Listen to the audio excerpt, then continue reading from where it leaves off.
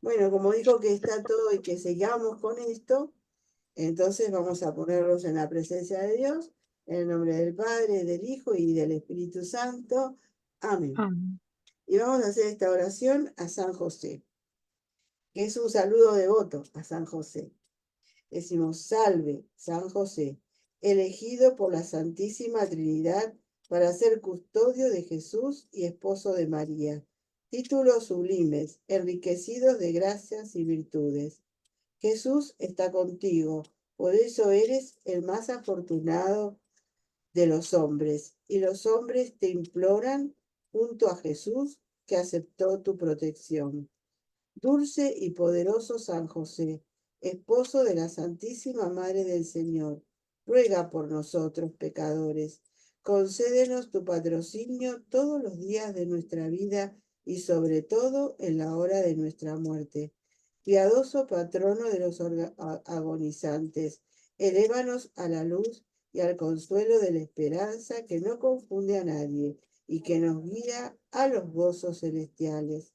Patriarca Santo, custodio amado de Jesús, casto esposo de María, asísteme en compañía de Jesús y de María en la vida y en la muerte. San José, ruega por nosotros. Amén. En el nombre del Padre, del Hijo y del Espíritu Santo. Amén. Bueno, vamos a comenzar entonces este taller que estoy muy entusiasmada con él, para poder darles a conocer este querido santo nuestro, esposo de María, este patrono de la iglesia, patrono de protector de la Sagrada Familia, y bueno, y tantos títulos que le damos a San José.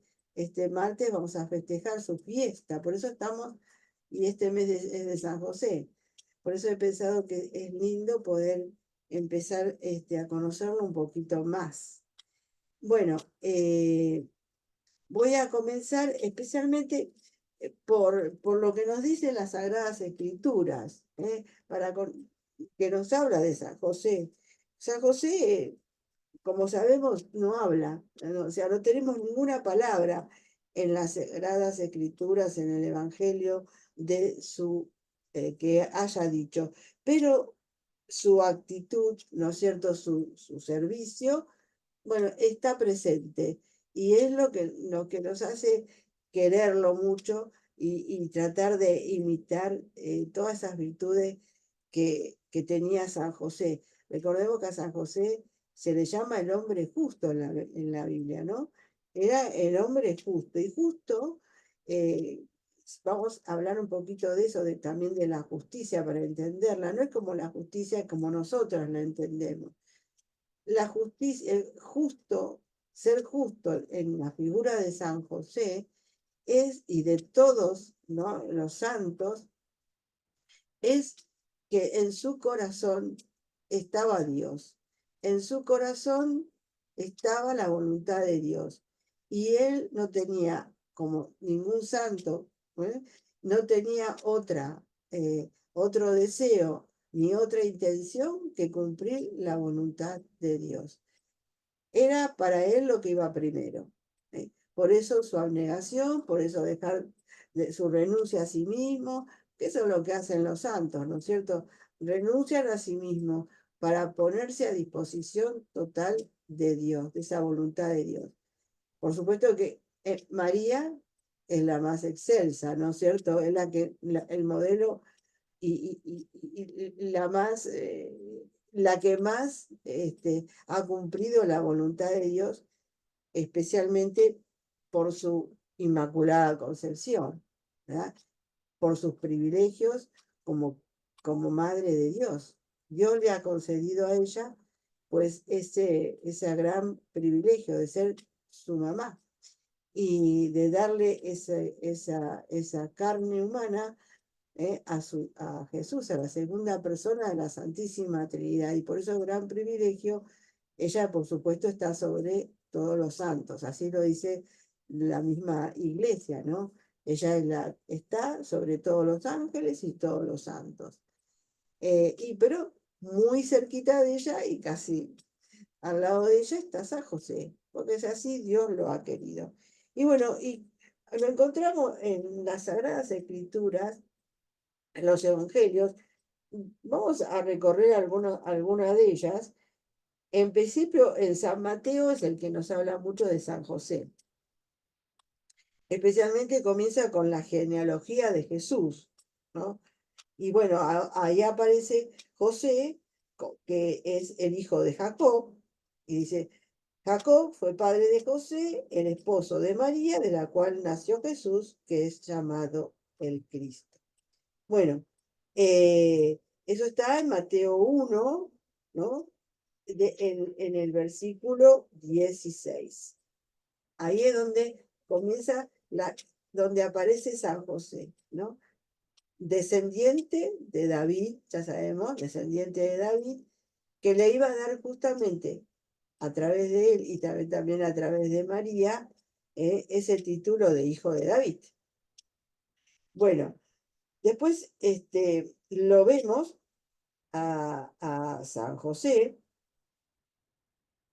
cuando él, por supuesto, se entera de que María estaba embarazada, entonces no sabe qué hacer, este, dice que, o sea, piensa en dejarla, en abandonarla, ¿no? Y es ahí donde justamente en San Mateo, en el mismo capítulo 1, en el versículo 19, dice José, su esposo, que era un hombre justo y no quería denunciarla públicamente, resolvió abandonarla en secreto. Y entonces, mientras pensaba en esto, ¿no es cierto? La palabra dice que un ángel, durmiendo en sueños, el ángel, viene un ángel que le explica a José quién era, cómo había sido esta maternidad de su esposa, ¿no? Y le dice una cosa importante que quiero recalcar en estos versículos. Dice, no temas, le dice el ángel, de recibir a María, tu esposa, porque lo que ha sido engendrado de ella proviene del Espíritu Santo. Dice, ella dará a luz un hijo a quien le pondrás el nombre de Jesús, porque él salvará a su pueblo de todos sus pecados. Bueno, entonces, ahí le está diciendo algo importante. Tu esposa. Ahí el ángel le dice que José, ¿no? Que María es la esposa, su esposa. Después eso vamos a ir viéndolo porque el taller no va a terminar hoy, no va a ser hoy el único taller de San José, ¿no? Vamos a ver qué significa eso en otro taller. Pero bueno, tengámoslo en cuenta a través de esta palabra de Dios. Bueno, por supuesto, San José obedeció al ángel, llevó a María a su casa. Bueno, después, por supuesto, aparece José cuando nace Jesús, ¿verdad?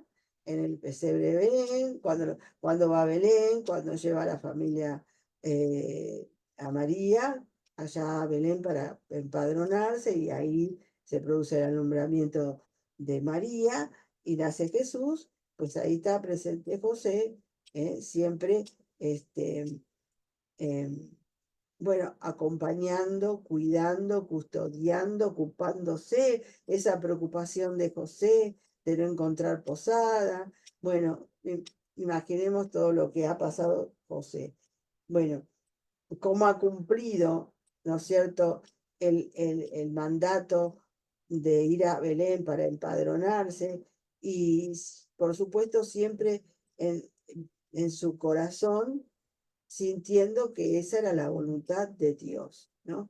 Como María también eh, este, lo acompañó, estaba con él, y entre los dos, por supuesto, cumplieron así la voluntad de Dios. Después vemos a San José, ¿no es cierto?, en ese momento terrible cuando después que nació Jesús, Herodes quiere matar al niño, y entonces otra vez en sueños el ángel le dice a San José, ¿no es cierto?, que tiene que huir a Egipto porque Herodes quiere matarlo. Bueno, José, cumpliendo la voluntad inmediatamente de lo que le dice Dios, pues agarra al niño, agarra a su madre y se va a Egipto. ¿Cierto? Ahí también lo vemos. Después vemos también cuando regresa, o sea, otra vez en sueño, Dios le avisa a José que ya puede volver, ¿no? Y porque ya había muerto Herodes. Y vemos también a San José como en su papel de custodio, de protector, tiene miedo de volver a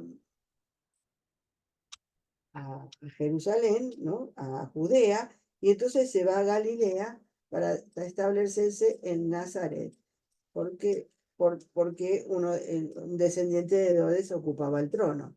Y bueno, él tenía un poco de temor y fue a Nazaret, que también, como dice acá Mateo, que siempre nos pone en su evangelio digamos, las profecías, como dijo el profeta, como dijeron las...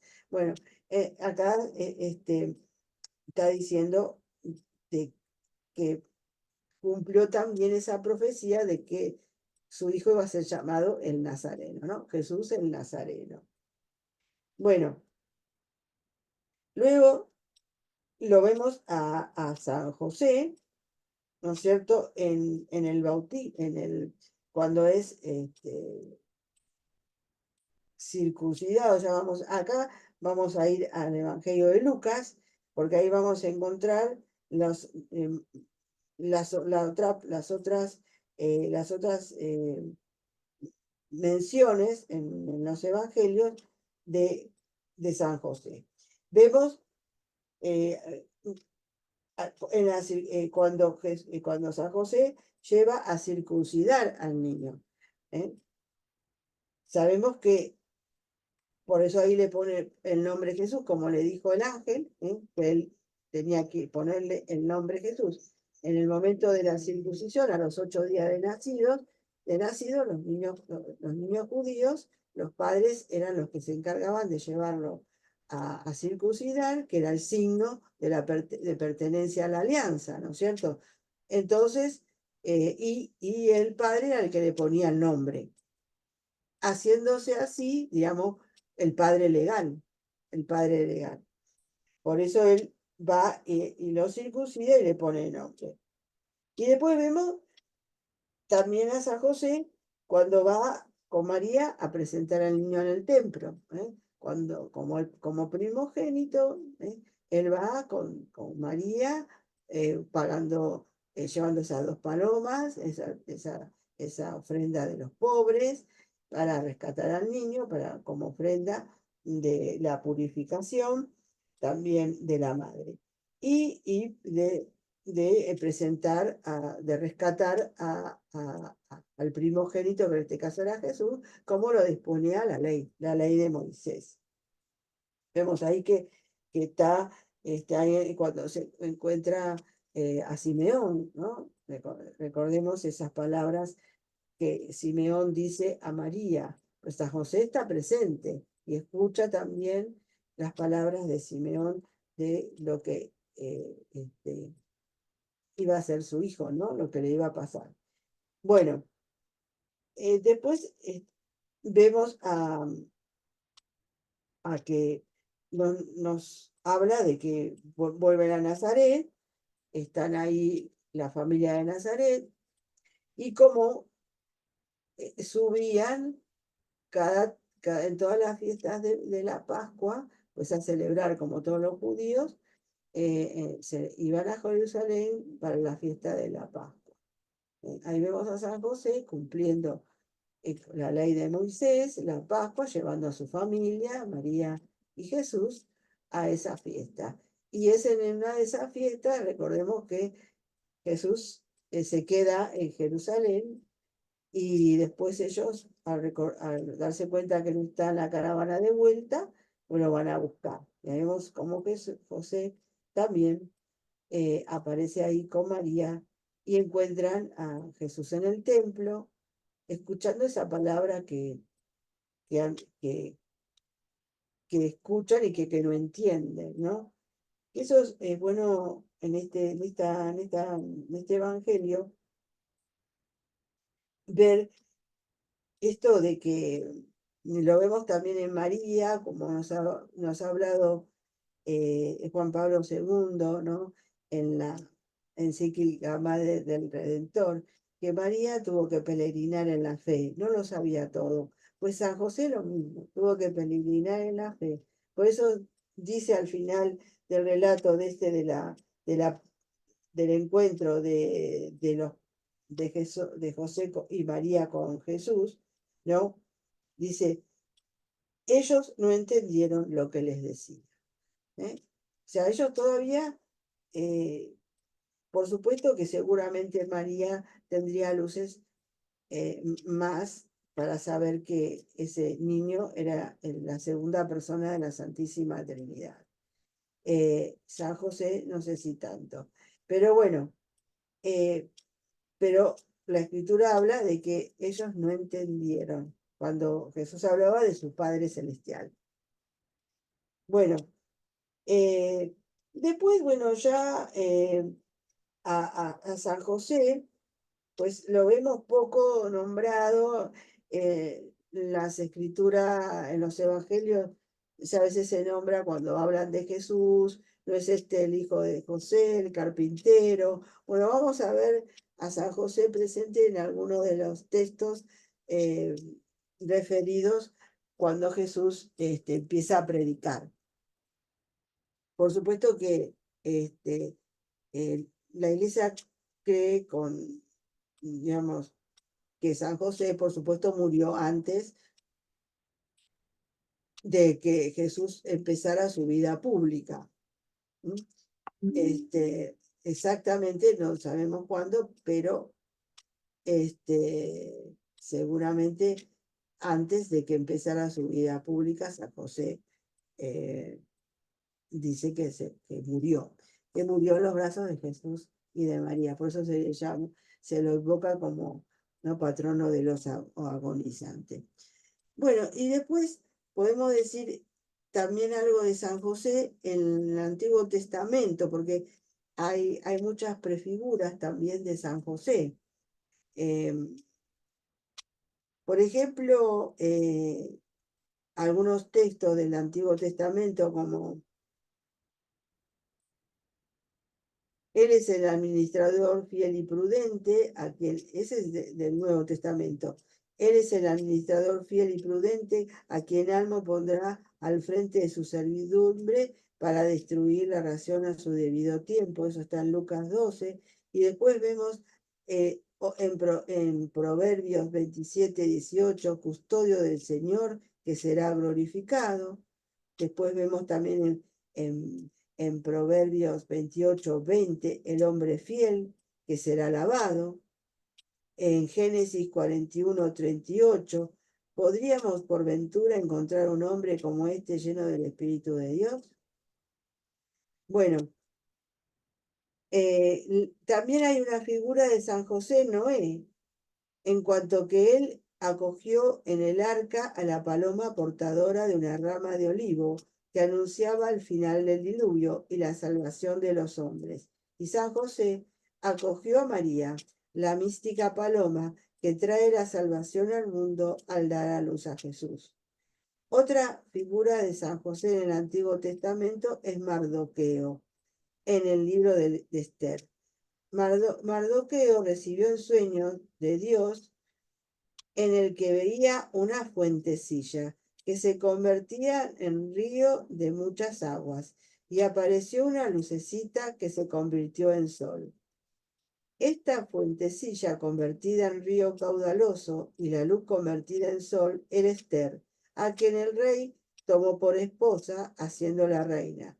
Esther había sido criada por Mardoqueo, que fue a pedirle que intercediese ante el rey, cuando Amán había decidido asesinar a todos los judíos del reino. Por su intercesión, el rey impidió el cumplimiento del decreto de destrucción. Amán fue ejecutado y Mardoqueo, por su fidelidad, fue nombrado el primero después del rey Asuero, muy considerado entre los judíos y amado de la muchedumbre de sus hermanos, pues buscó el bien de su pueblo y habló para el bien de su raza. Aquí la reina Esther es figura de María, que ha sido ensalzada por Dios como reina del universo y que ha colaborado en la obra de la salvación de todos los hombres. Mardoqueo es figura de José, que llega a ser el primero después del rey, es decir, el virrey, el más importante después de Jesús, rey de reyes, y después de María, la reina. Bueno, después vemos también otra prefigura de San José, el José, ¿no? El José, que es el hijo de Jacob, que lo llevan esclavo a Egipto y después se hace, el faraón lo hace virrey, lo hace gobernador de todos sus bienes para en eso cuando hubo la sequía y que no había comida, bueno, pues a José a interpretar el sueño del faraón, ¿no?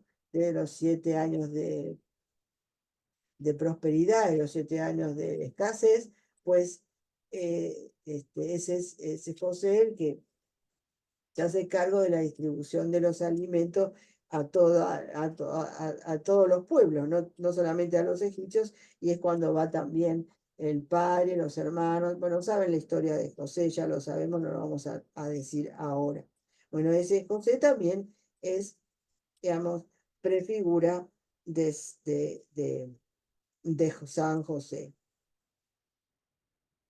Decía el faraón, id a José, id a José. ¿No? San Bernardo dice, aquel José, vendido por la envidia de sus hermanos y llevado a Egipto, prefiguró la venta de Cristo. Este José, huyendo de Herodes, llevó a Cristo a la tierra de Egipto. Aquel, guardando lealtad a su señor, no quiso consentir el mal intento de su señora, reconociendo virgen a su señora, madre de su señor. Si recordemos que José tuvo, cuando llegó a Egipto, después estuvo en la casa de uno de los principales y la esposa, bueno, lo tentó, y después lo denunció, por eso fue a la cárcel. Bueno, ya sabemos toda la historia de José. Bueno, ¿qué me voy a dedicar yo? Ya más o menos, esto ya hemos visto más o menos un pantallazo de cómo encontramos a José en las Sagradas Escrituras. Pero yo me quiero dedicar hoy, especialmente en este taller, a hablar de la virginidad de San José. No sé si me va a dar tiempo de decirlo todo porque es bastante, pero bueno, vamos a verlo. Y es muy lindo, la verdad es muy, muy lindo. Hay algunos escritos apócrifos que ponen a José como un hombre mayor y que ya casado y que viudo y que tenía hijos, ¿cierto? Y no como un hombre joven, ¿no? Fuerte, que en realidad era José, ¿verdad? Eh,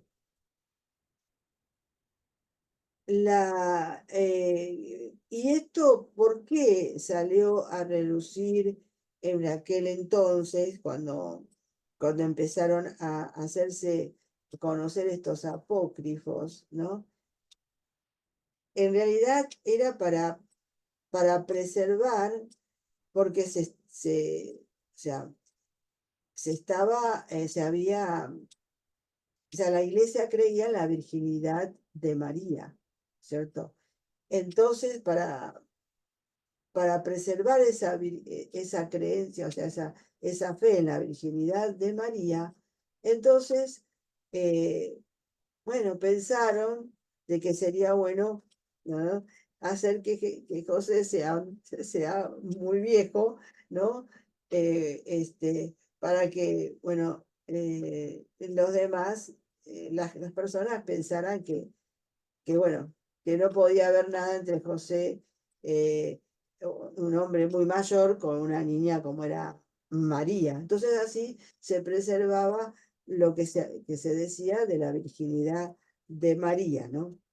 Por eso se había,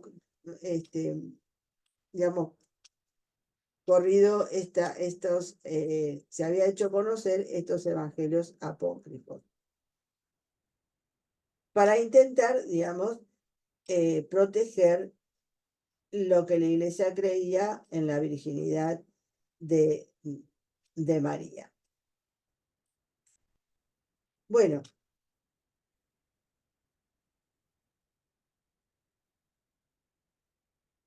eh,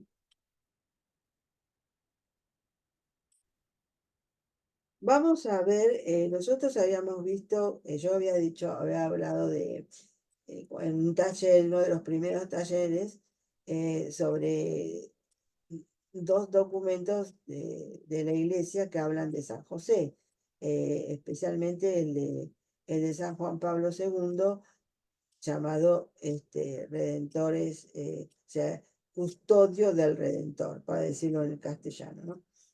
Y bueno, en esa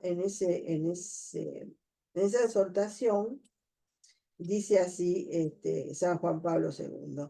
La familia de Nazaret, inserta directamente en el misterio de la encarnación, constituye un misterio especial.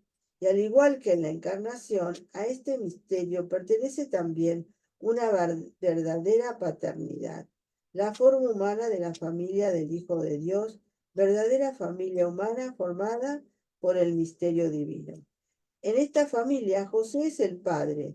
No es la suya una paternidad derivada de la generación, y sin embargo, no es aparente o solamente sustitutiva, sino que posee plenamente la autenticidad de la paternidad humana y de la misión paterna en la familia.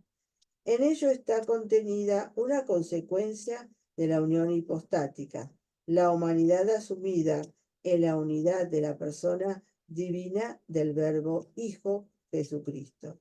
Junto con la asunción de la humanidad en Cristo, está también asumido todo lo que es humano, en particular la familia, como primera dimensión de su existencia en la tierra. Dios quiso que Jesús tuviera una familia, no quiso que Jesús viniera a la tierra, digamos, sin solamente de nacer de una mujer, sino que estuviera en una familia. Por lo tanto, eh, en esa familia está el padre y está la madre. Eso es lo que nos dice San José, nos dice San Juan Pablo II. En los primeros siglos del cristianismo, dice, la tesis de los apócrifos mencionados les pareció muy apropiada a algunos padres y apologetas para defender la verdadera virginidad perpetua de María de frente a quienes la impugnaban. No es de extrañar entonces que algunos de ellos le dieran su adhesión, pero de igual manera surgieron otros que, a la par que defendieron la virginidad de María, rechazaron de plano la tesis de los apócrifos que narran. Hubo ciertamente voces para ambas posiciones, pero la autoridad de un San Jerónimo y de un San Agustín, proponiendo la virginidad de San José como algo cierto, inclinó la balanza hacia ese lado. De manera que aún cuando en siglos posteriores algunos otros volvieron a sostener la tesis de los apócrifos, el magisterio de la Iglesia como tal nunca dio su respaldo a la tesis de un San José viejo, viudo y con hijos. Antes bien, asumió como propia la tesis opuesta. Bueno, o sea, como yo les decía al principio, esa tesis de que, bueno, que San José era un hombre viejo, o viudo, con un montón, bueno, eso fue rechazado, ¿verdad? Por la iglesia, ¿no? Solamente algunos lo tomaron para proteger, digamos, la fe que se tenía en la virginidad de María. Bueno, nos habla acá de que en el siglo XI tenemos a un San Pedro de Damián escribiendo lo que sigue. ¿Ignoras acaso que el Hijo de Dios de tal manera eligió la limpieza de la carne que ni siquiera se encarnó de la castidad conyugal, sino más bien de una fidelidad virginal? Y para que no pareciese bastar que solo sea virgen la madre, en esta la fe de la Iglesia, que fuese virgen también quien representaba ser su padre. Así pues, si nuestro Redentor amó tanto la integridad de un floreciente pudor, que no solo naciese de un seno virginal, sino que también fuese cuidado por un padre nutricio virgen, y esto siendo todavía niño en la cuna. ¿Por quiénes, pregunto, quiere que sea ahora tratado su cuerpo cuando reina inmenso en los cielos? Si quería ser llevado en manos limpias al ser puesto en el pesebre, ¿cuánto limpieza quiere que rodee a su cuerpo ya subliminado en la gloria paterna? Para valorar estas palabras en su justa medida, tenemos que tomar en cuenta 4 detalles, tal vez de poca monta por sí solos, pero no tanto como si se dan juntos, como en este caso. En primer lugar, o sea, lo que les voy a decir ahora es que esto que nos acaba de decir San Pedro de Amián, él es un doctor de la Iglesia y se está dirigiendo, estas palabras se las dirige a un papa, a Nicolás II, y lo hace en un contexto para, digamos, para defender la continencia de los sacerdotes, ¿no? Por eso él está hablando de eso, que los sacerdotes, ¿no? Son, digamos, van a tocar a Jesús ya glorificado cuando hace su consagración, que aparece, digamos, por el Espíritu Santo, se transforma el pan y el vino en el cuerpo y la sangre de Jesús. Entonces él está diciendo cómo es que quiere Jesús que lo toquen inclusive cuando esté glorificado. Si cuando fue niño quiso que lo tocara, ¿no es cierto? Y que lo tuviera en brazos y lo cuidara San José virginal, ¿no? Casto. Bueno, eso era lo que estaba defendiendo San Pedro Damián. Y es un doctor de la Iglesia y se lo estaba diciendo a un papa. Dice, San Pedro de Damián polemiza sobre algo tan discutido como es el celibato sacerdotal, sirviéndose no de una simple creencia piadosa, sino que recurre a la tesis de la virginidad de María y José. Y es porque ya desde entonces eso estaba arraigado en la fe católica. No es que San Pedro de Damián se le ocurrió decir eso, sino que ya estaba en la iglesia, en la fe de la iglesia de la virginidad de San José, ¿no?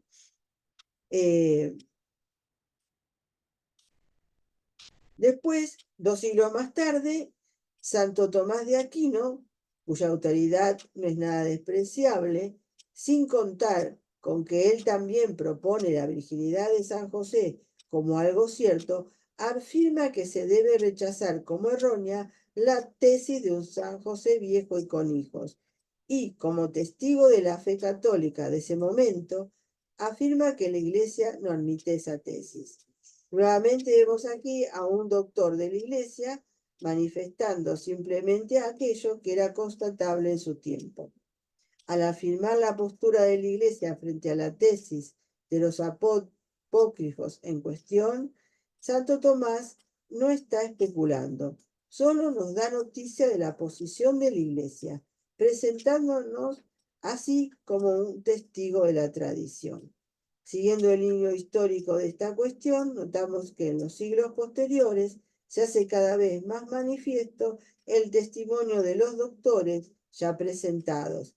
El magisterio, lejos de aceptar la tesis de los apócrifos, la descalifica expresamente, tomando la posición contraria, que es la de afirmar la virginidad de San José, como lo podemos ver a modo de ejemplo en los siguientes testimonios. Y vamos a ver algunos testimonios de los papas que hablan justamente sobre eso, ¿no? Sobre la virginidad de San José. O sea que no sé si, no sé, a mí me encanta, no sé si a ustedes les parece lindo esto de lo que les estoy contando sobre la virginidad de San José, ¿no? Cómo realmente la iglesia, ¿no? La cree. No es un dogma todavía, ¿eh? No se ha proclamado este dogma, pues posiblemente en algún momento se podrá proclamar de la virginidad de San José, pero ya la iglesia tiene sentadas bases, porque han hablado, como yo digo, los santos doctores y también los papas. Ahora vamos a ver cómo, por ejemplo, Benedicto XIV, un papa que entre 1740 y 1758, haciendo una reflexión sobre la celebración de los desposorios de María y José, escribe lo siguiente. Por lo general, es muy verdadero que no es procedente que un cuerpo que la mujer haya consagrado a Dios por voto de virginidad sea dado en un matrimonio a un varón, pero de ningún modo es verdadero, en este caso singular, en que la que había hecho voto de virginidad conoció divinamente que el otro cónyuge igualmente estableció firmemente que cultivaría perpetuamente la virginidad, como ocurrió claramente en el matrimonio de la bienaventurada Virgen con San José, pues ella, antes de casarse, había sido instruida por Dios sobre que no tuviese solicitud por la virginidad, pues José tenía iguales sentimientos que ella, ¿no? Qué lindo dice el Papa que ya ella, ¿no es cierto?, instruida por Dios, iluminada por Dios, ya sabía, o sea, que no tuviera miedo de aceptar a San José o de ser esposa de San José, porque también San José estaba llamado a la virginidad. Vemos cómo Dios actúa, ¿no es cierto? Dios ha preparado no solamente a María, también ha preparado a San José, para que sean, digamos, esta familia donde nació Jesús, donde tenía que nacer y crecer Jesús.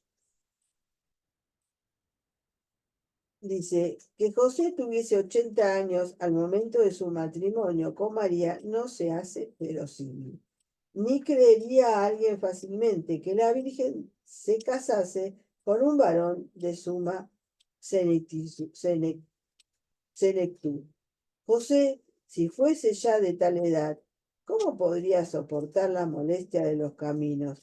Ni si tan mayor en su edad hubiese sido San José, con la ancianidad que le atribuyó Epifanio y que pintan nuestros pintores, hubiese estado redundando en defensa del Hijo contra las calumnias de los judíos. Ciertamente de la ancianidad de José surgió la opinión de que había tenido anteriormente otra esposa y que de ella ha de creerse haber recibido otros hijos. ¿Cuánto dista esto de la verdad? Lo demostró Baronio, que es otro santo, ¿no? Bueno, o sea, él está diciendo que eso es inverosímil, ¿no? De eso que hablaban de que San José era un hombre mayor, viudo y con hijos. Bueno, San Juan Pablo II, en una catequesis del 21 de agosto de 1996, afirma lo que sigue. Se puede suponer que entre José y María, en el momento de comprometerse, existiera un entendimiento sobre el proyecto de vida virginal. Por lo demás, el Espíritu Santo, que había inspirado en María la opción de la virginidad con miras al misterio de la encarnación y quería que ésta acaeciese en un contexto familiar idóneo para el crecimiento del niño, pudo muy bien suscitar también en José el ideal de la virginidad. El ángel del Señor, apareciéndosele en sueños, le dice: José, hijo de David, no temas tomar contigo a María tu mujer, porque lo engendrado en ella es del Espíritu Santo. De esta forma recibe la confirmación de estar llamado a vivir de modo totalmente especial el camino del matrimonio. A través de la comunión virginal con la mujer predestinada para dar a luz a Jesús, Dios lo llama a cooperar en la realización de su designio de salvación. El tipo de matrimonio hacia hacia el que el Espíritu Santo orienta a María y a José es comprensible solo en el contexto del plan salvífico y en el ámbito de una elevada espiritualidad. La realización concreta del misterio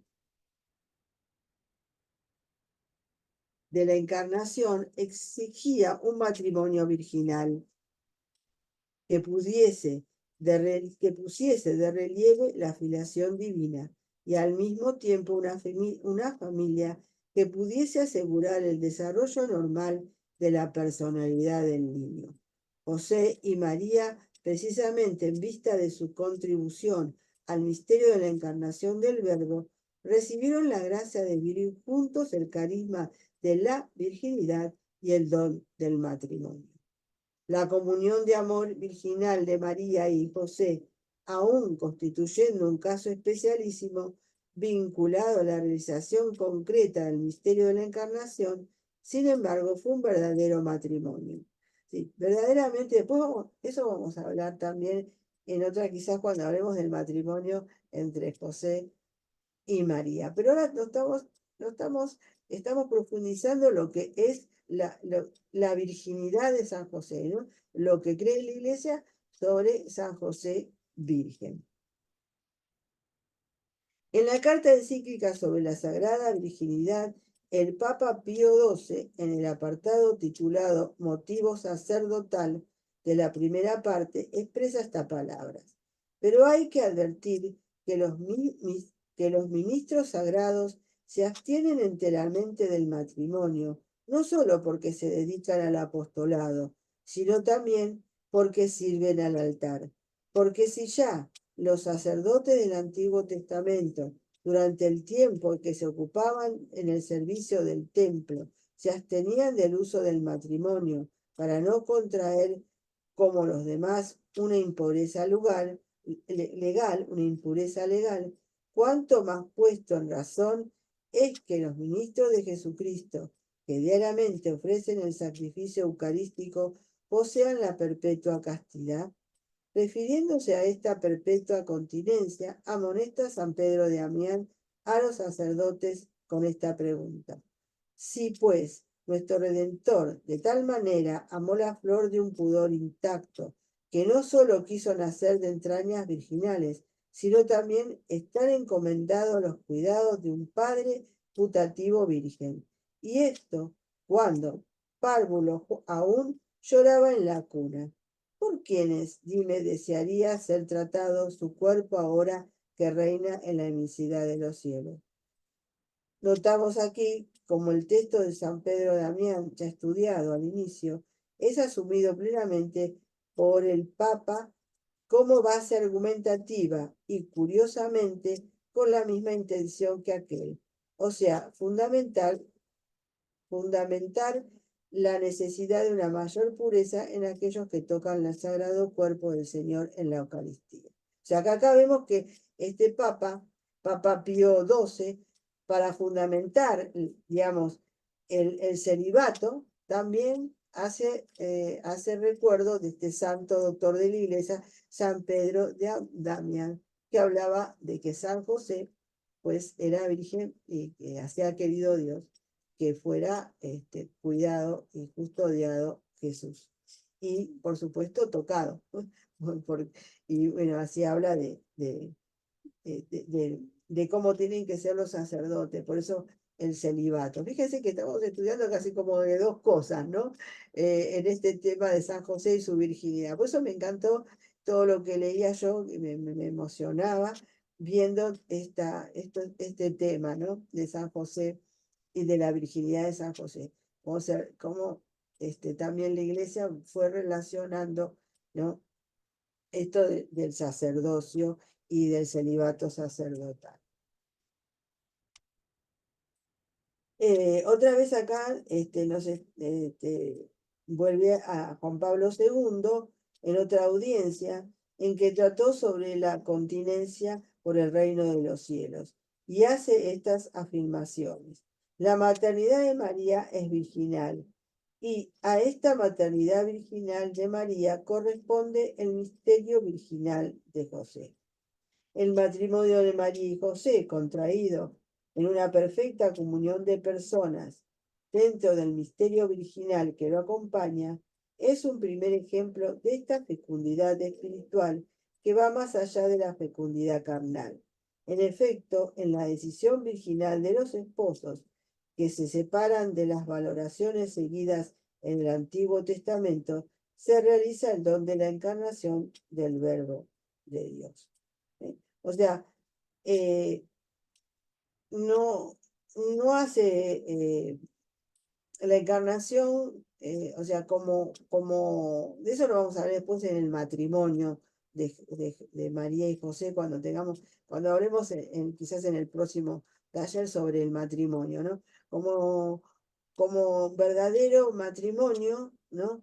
Y como verdadero padre, aunque no fue un padre que lo engendró, digamos, físicamente, sino en ese matrimonio virginal, en ese matrimonio verdadero,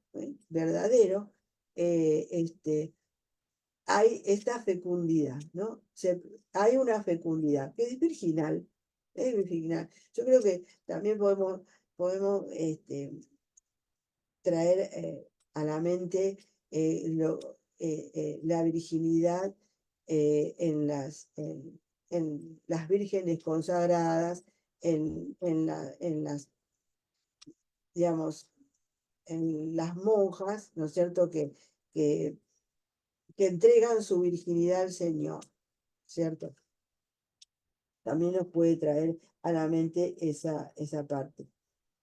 Bueno, el magisterio de la Iglesia no solamente ha asumido la virginidad de José como parte de su enseñanza, sino que va más allá, proponiéndolo como modelo. Veamos los siguientes ejemplos. En la carta encíclica Quam Plures, apartado 4, cuando el Papa León XIII presenta a San José como modelo de todos los estados de vida, dice esta frase: las vírgenes a la vez encuentran en el modelo y protector de la integridad, en él un modelo de protector e integridad virginal.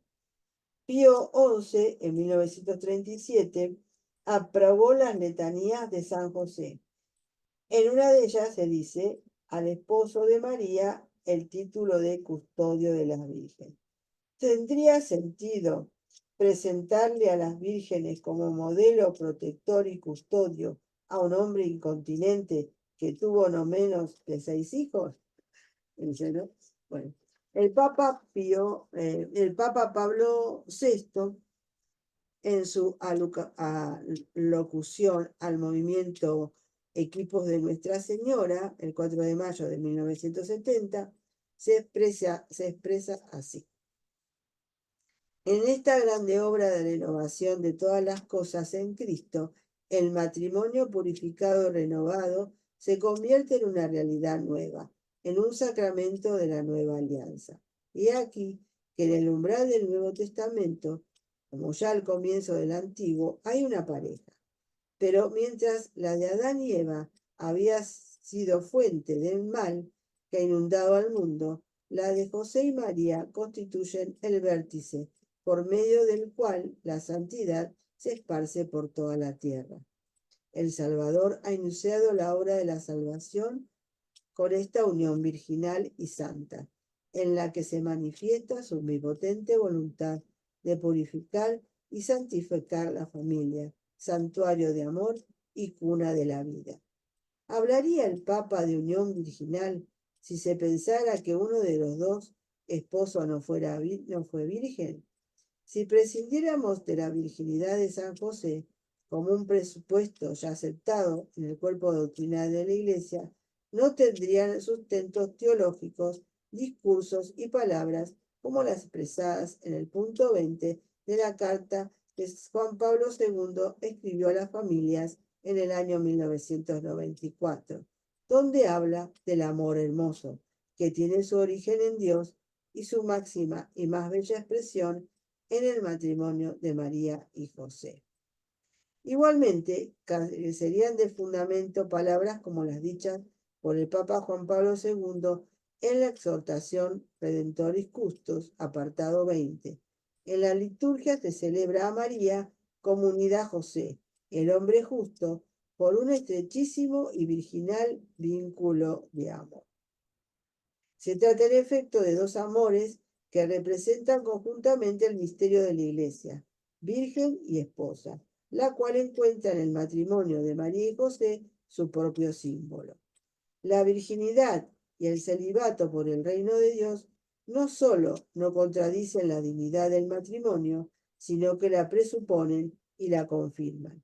El matrimonio y la virginidad son dos modos de expresar y vivir el único misterio de la alianza de Dios con su pueblo, que es comunión de amor entre Dios y los hombres. Bueno, se entiende bien, ¿no es cierto? El Papa Juan Pablo II está hablando a la familia, ¿no? Cómo es esta, qué modelo es el matrimonio de José y de María, que es virginal, pero que es un verdadero matrimonio, y que también como que representa también a la iglesia, ¿no? La iglesia virgen con el esposo virgen, ¿verdad? Está muy lindo lo que nos dice acá San Juan Pablo II sobre esto de la virginidad.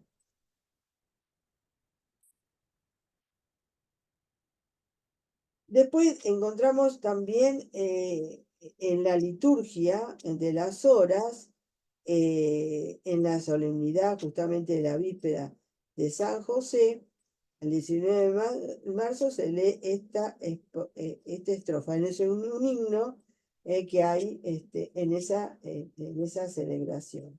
Esposo virgen de la Madre Virgen, en quien Dios mismo declinó su oficio, réplica humilde del eterno Padre, Padre nutricio.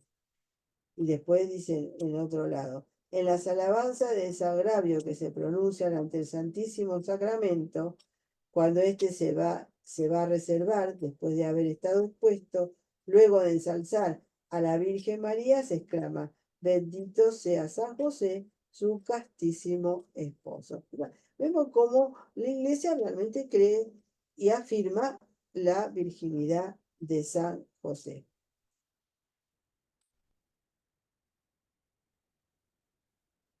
Se argumenta que la castidad no necesariamente implica la virginidad, y es cierto, sino la Iglesia misma no propondría la castidad como ideal de vida para los esposos. Pero también es cierto que cuando se habla de castidad, no necesariamente se excluye la virginidad. Así, por ejemplo, en las letanías de la Virgen le llamamos Madre Castísima, y obviamente nos estamos dirigiendo a alguien que es virgen. El título de casto no es excluyente de la virginidad. Puede o no puede incluirla. A San José, en los devocionarios, tratados teológicos, incluso en los mismos documentos pontificios, se le designa indistintamente como castísimo, virginal, purísimo, santísimo, en fin, todo para referirse a una sola realidad, su indiscutible integridad de alma y de cuerpo. Por otro lado, los testimonios del magisterio ya expuestos y otros y muchos más que sería reiterativo presentar aquí, nos dan sólido fundamento para entender que al hablar de la castidad de José, la Iglesia no se está refiriendo a una simple continencia iniciada y mantenida por él mientras vivió con la Virgen. En San José, su castidad virginal forma parte de su misma identidad y de la vocación a la que fue llamado por el Padre para servir a los misterios de la redención humana. O sea, esa virginidad de San José no fue una casualidad, sino que el mismo Padre Celestial lo ha querido así. Como preparó a María, también preparó a San José.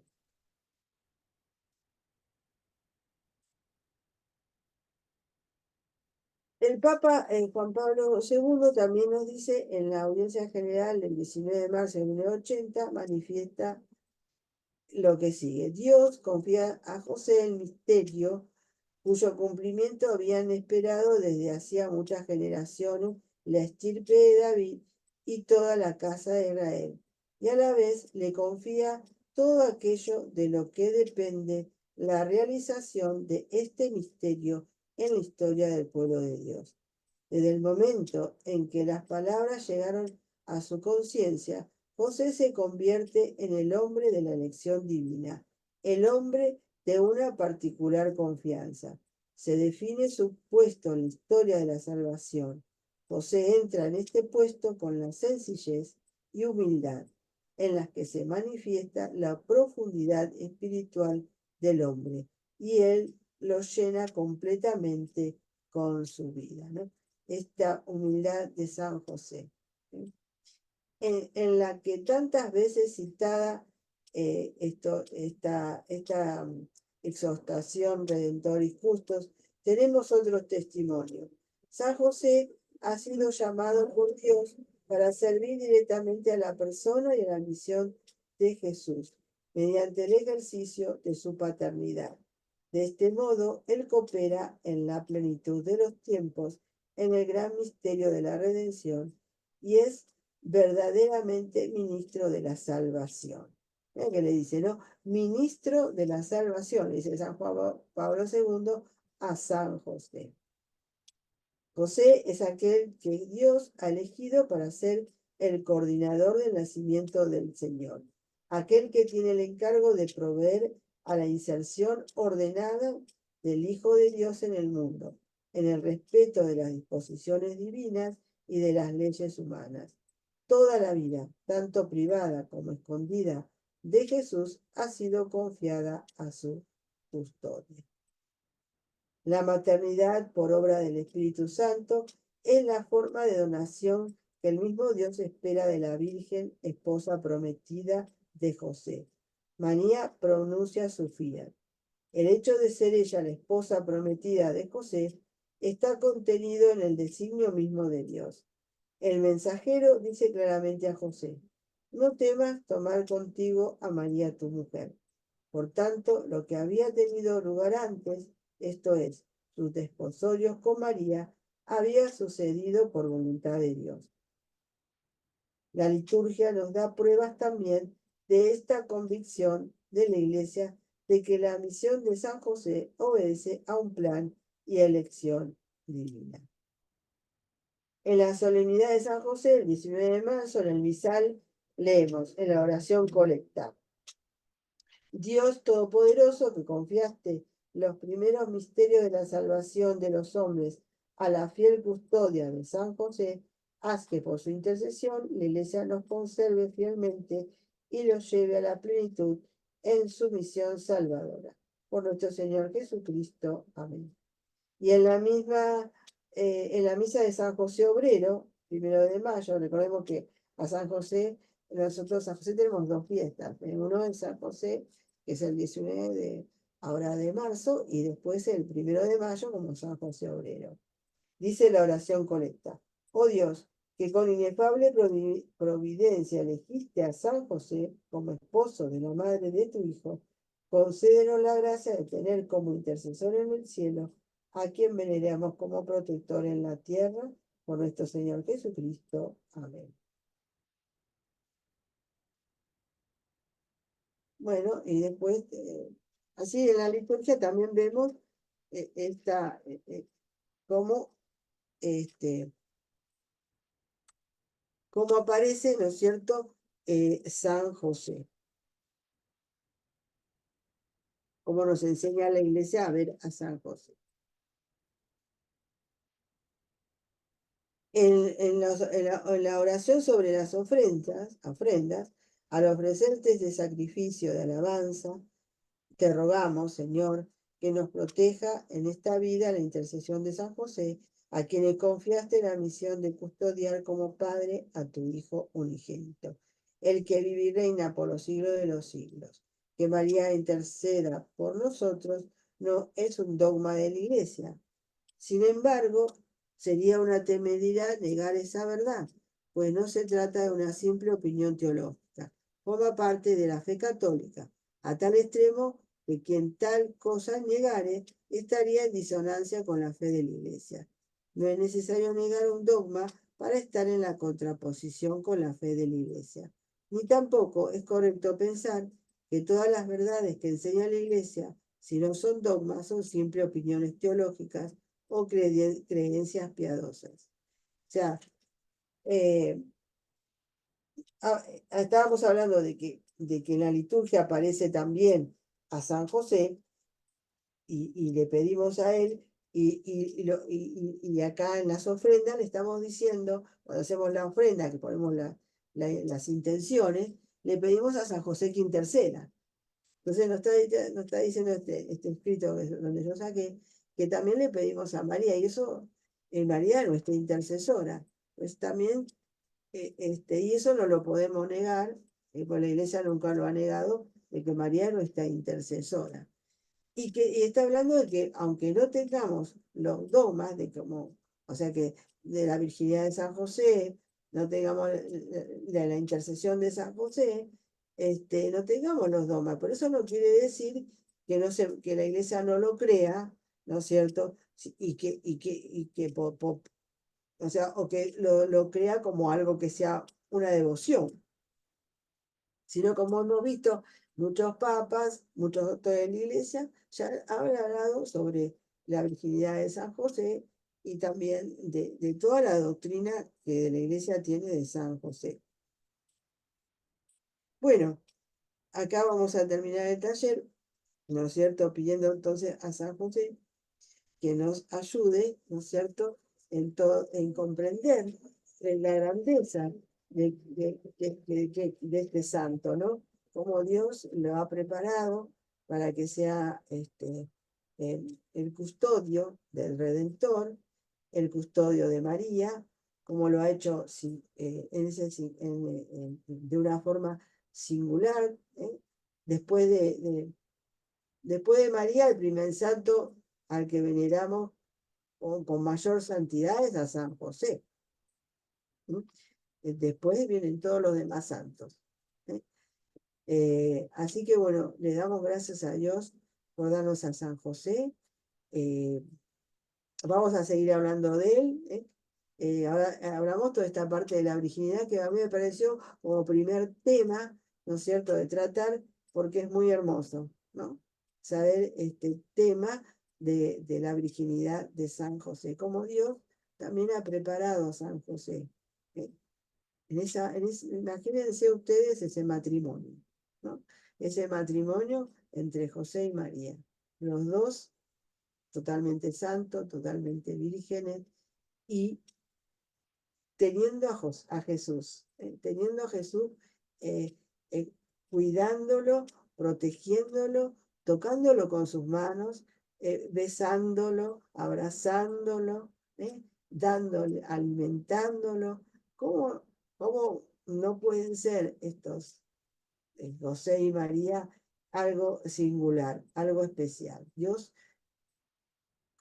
seguro que los preparó para ser realmente familia de Jesús, para que Jesús estuviera en esa familia.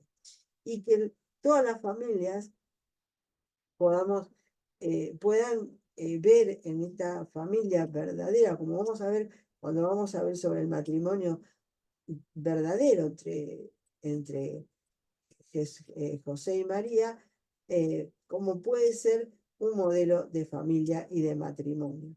Eso lo vamos a ver. Bueno, vamos entonces a terminar el taller dando gracias a Dios y pidiéndole a San José que ahora que viene su fiesta en esta semana, que nos proteja, que nos custodie, que vele por nosotros, que vele por la iglesia, que vele por cada familia y especialmente que vele por los padres de familia, porque Él es el modelo de papá. Así que Él también proteja, custodie y defienda la paternidad en el matrimonio y por supuesto como patrono también de nosotros. Y vamos a rezarle, a ver si lo tengo por acá.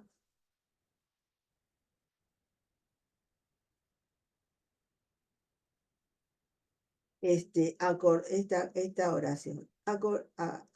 Acuérdate, oh castísimo esposo de la Virgen María y dulce protector mío, San José, que jamás he oído decir que ninguno de los que han invocado tu protección, implorado tu auxilio, haya quedado sin consuelo. Animado con esta confianza, vengo a tu presencia y me encomiendo fervorosamente a tu bondad. No desatiendas mis súplicas, oh Padre adoptivo del Redentor. Antes bien, acógelas propicio y dígnate socorrerme con piedad. Amén. San José, ruega por nosotros. En el nombre del Padre, del Hijo y del Espíritu Santo. Amén. Bueno, gracias por acompañarme acá Solán, Lili y Alfredo. ¿Qué tal, Alfredo? Tanto tiempo. Sí, buenas noches, ¿cómo le va? Muy bien, me alegro que estés. Bueno, espero que les haya gustado, eh, espero que me hayan entendido, espero que haya sido clara, creo que sí. Y bueno, y que se entusiasmen, ¿eh? Que se entusiasmen en la devoción a San José y le pidan. En Santa Teresa tenía mucha fe en San José. Ella dijo, todo lo que le pida a San José le concede. ¿Mm?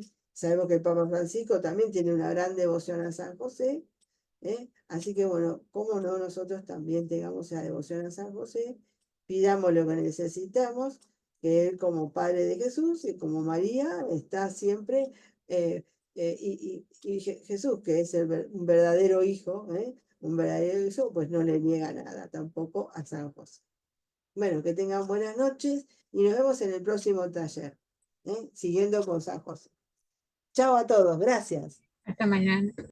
Hasta mañana. Gracias.